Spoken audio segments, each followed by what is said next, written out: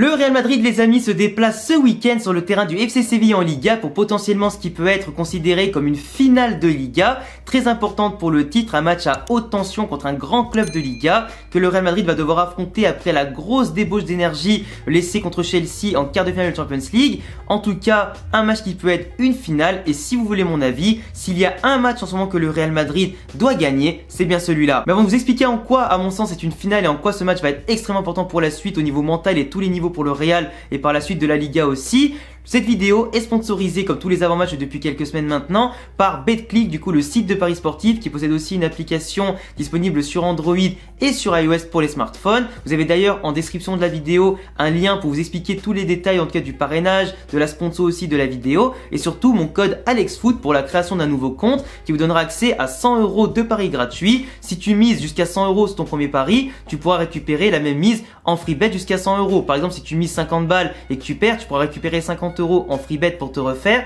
tout comme si tu mises 100 €, tu perds, tu récupéreras 100 € en free bet pour te refaire. Vous pouvez parier sur le football ou plein de sports en tout cas différents, sur les plusieurs niveaux, niveau national, européen, international, avec différentes codes comme les buteurs, score exact, résultat des matchs et plein d'autres choses. Je vous rappelle que les paris sportifs, les amis, vous devez parier uniquement l'argent que vous êtes prêt à perdre et pas l'argent dont vous avez besoin. C'est pas avec ça que vous allez payer votre loyer, c'est pas avec ça que vous allez devenir riche. Ça doit rester un divertissement, un amusement ou du moins un passe-temps. Du coup, ne misez pas l'argent que vous êtes en tout cas pas prêt à perdre, c'est important de savoir ça. Du coup, merci à Betclic d'avoir sponsorisé la vidéo et on passe maintenant à l'avant-match du jour. Du coup, pourquoi à mon sens ce match-là doit être considéré comme une finale? Sans faire injure aux adversaires qui vont nous affronter en tout cas pour la suite de la Liga et les prochaines échéances, on affronte là en seulement une semaine 3 adversaires en Liga qui peuvent nous aider à valider le titre le plus vite possible. On affronte après Séville Osasuna mercredi, on affronte ensuite samedi ou dimanche l'Espagnol Barcelone et sans faire injure à l'Osasuna et l'Espagnol Barcelone qui nous ont pris des points durant la phase allée de la Liga,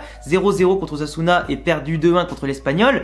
En général, ces équipes-là ne gagnent pas ou ne font pas un nul 2 fois dans la même saison contre le Real. En général, on en gagne au moins un et surtout, on aura à cœur de prendre notre revanche contre eux simplement par rapport à la phase allée. On aura à cœur de montrer que c'était une mauvaise passe pour le Real Madrid en Liga à ce moment présent. On n'était pas dans la phase où on a enchaîné tous les matchs toutes les semaines contre les grosses équipes avec beaucoup de victoires en tout cas comme on l'a fait fin 2021. C'était un moment où on avait en tout cas des joueurs qui revenaient pour certaines blessures, on avait d'autres blessés, des covidés, la rotation qui n'était pas bien en place, on n'avait pas un plan de jeu qui était bien en place cette saison à ce moment-là, avant bien sûr de se lancer comme il faut et de commencer à écraser petit à petit les adversaires et la concurrence.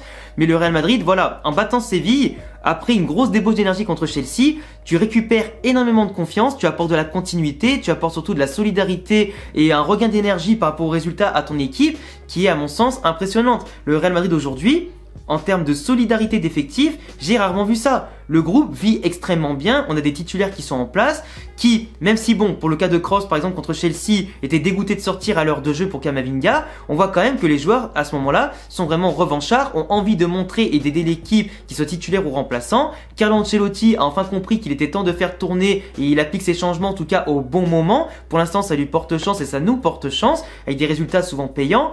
Camavinga, Valverde, Rodrigo, tout ça, tous les jeunes qui se revendiquent en étant remplaçants et qui rentrent en jeu ou qui en ce moment prennent la place des titulaires, montrent à Ancelotti qu'il a raison de leur faire confiance. Il nous montre en tout cas aujourd'hui qu'ils sont capables d'endosser ce que c'est le maillot du Real Madrid et ce logo. Ils sont capables de montrer dans des matchs à haute pression comme la Ligue des Champions contre le tenant du titre que ça y est, ils sont présents et qu'ils peuvent être prêts à apporter au Real Madrid des titres à tous les niveaux. Et pour moi, c'est exceptionnel que les titulaires et les remplaçants jouent sur le terrain toute leur vie, le couteau entre les dents et montrent qu'ils ont envie de tout péter.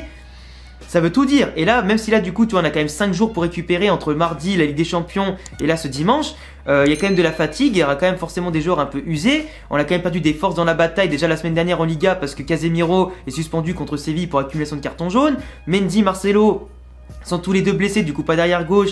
Et Miguel Gutiérrez est blessé jusqu'à la fin de saison avec le Castilla et pourra pas aider. Du coup voilà, donc c'est quand même problématique. Ceballos qui commençait à gagner un peu plus de temps de jeu en ce moment est covidé, du coup il pourra pas jouer ni ce week-end-là contre Séville, ni en milieu de semaine contre Osasuna. Donc il perd 2 occasions de montrer Ancelotti ce qu'il vaut vraiment avant de potentiellement partir au Betis l'été prochain, enfin cet été. Donc voilà, donc tu as quand même un petit problème à ce niveau-là encore, mais le Real en général peu importe qu'on joue en 4-3-3 ce week-end ou 4-4-2, on a en général l'effectif pour battre Séville qui joue actuellement une fin de saison très compliquée pour eux. Séville, c'est une équipe qui est très irrégulière, qui au début de saison, je vous le rappelle, jouait quand même le titre avec nous. Ils étaient tellement coude à coude ou collés à pas beaucoup de points devant ou derrière, qu'on se disait que ça y est, peut-être le FC Séville va faire un gros coup, se démarquer par rapport au Barça, l'Atlético et jouer le titre avec le Real. Chose que malheureusement, ils n'ont pas pu tenir sur la distance, car depuis début 2022, c'est pas glorieux. Ils ont certes remporté des matchs en général dans les derbys andalous, contre le Betis, contre Grenade encore le week-end dernier 4-2 ou contre Cadiz, mais de l'autre côté, c'est beaucoup de pertes de points contre des Osasuna, des Espanyol Barcelone, des Villarreal, qui sont quand même des grosses équipes, Sociedad aussi grosse équipe. Mais globalement, ils n'ont pas remporté un gros match en 2022, le FC Séville. Ils ont même perdu la Copa del Rey contre Betis, ils ont même perdu la Ligue Europa après s'être fait sortir des poules de Champions League. Donc là, contre West Ham du coup en Europa League, qui a même battu Lyon au passage et qui peut peut-être jouer la victoire finale dans cette compétition. Mais le FC Séville, voilà, c'est décevant. Ils n'ont pas été bons en Ligue des Champions, pas été bons en Ligue Europa, qui est quand même leur compétition historiquement. La Copa del Rey non plus. La Liga, ils sont en train de dégringoler. Ils avaient 10 points d'avance sur l'Atlético et le Barça. Ils ont tout perdu en quelques semaines, ce qui est quand même pas professionnel, tu vois ce que je veux dire.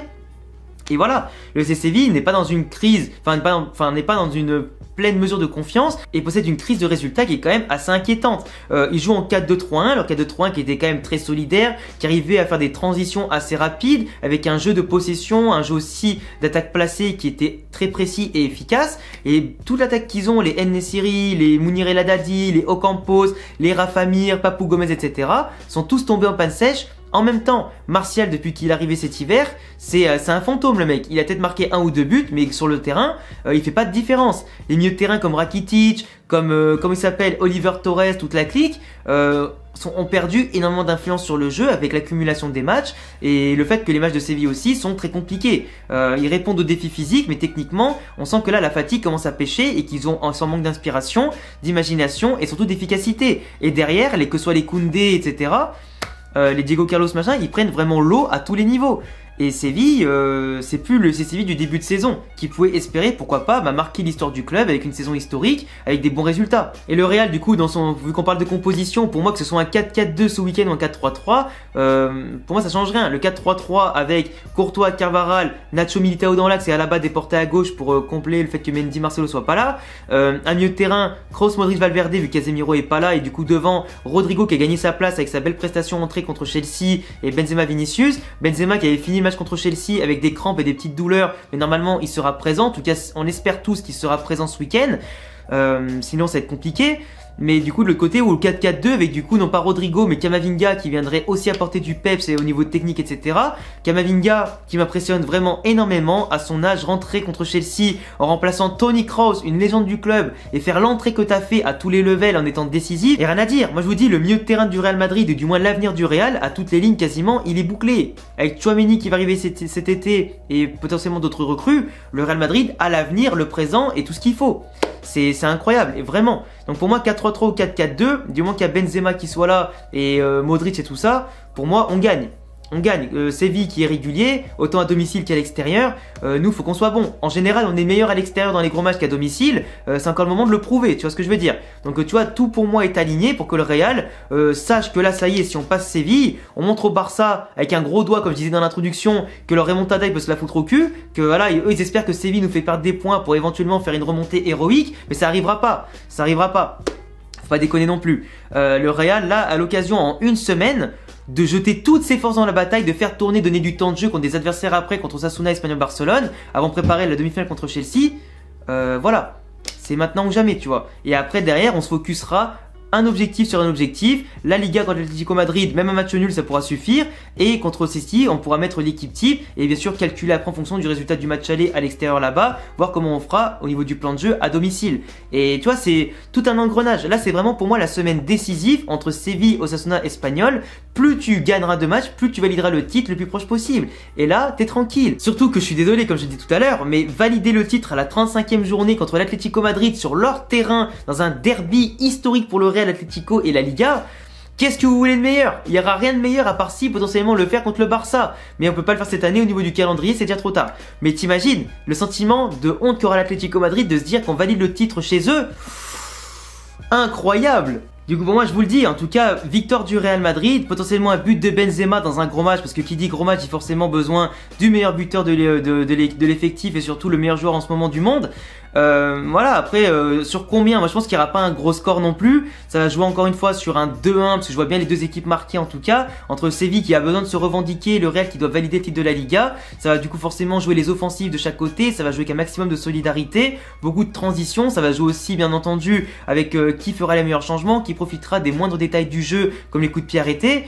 Et puis voilà, pour moi en tout cas le Real a la place, a l'effectif pour, avec les titulaires, les remplaçants, d'apporter de la fraîcheur, d'apporter de l'intensité qu'il faudra en tout cas prendre en compte par rapport à ce qu'on a fait contre Chelsea, y prendre comme exemple et surtout se motiver pour la fin de saison qui peut être grandement facilitée si là actuellement on fait encore une fois une très grosse semaine. Donc voilà les gars, en tout cas je vous laisserai me dire en commentaire ce que vous pensez de ce match là contre Séville, si à votre avis on va gagner, quel est votre pronostic, si vous considérez ça aussi comme une finale et un match important pour mettre un coup à la concurrence, pour avoir aussi un boost de morale et de confiance pour le Real et passer au-dessus bien sûr de la fatigue et pouvoir bien sûr enchaîner bien sûr tout ça, les matchs, les victoires, les points et pourquoi pas valider un objectif, s'enlever ce stress là de pas perdre la Liga qu'on mène de bout en bout depuis le début et pourquoi après se focus pour avoir une fin de saison exceptionnelle et éblouissante en gagnant pourquoi pas la Ligue des Champions, en battant City et après derrière soit Villarreal ou Liverpool. Donc voilà, j'attends en tout cas tous vos commentaires sur la vidéo. Merci à BetClick aussi d'avoir sponsorisé la vidéo. Vous avez tous les liens et mon code promo en description. Je vous laisserai également vous abonner, cocher la cloche si vous aimez le Real Madrid. Et en tout cas, vous avez aussi tous mes réseaux sociaux en description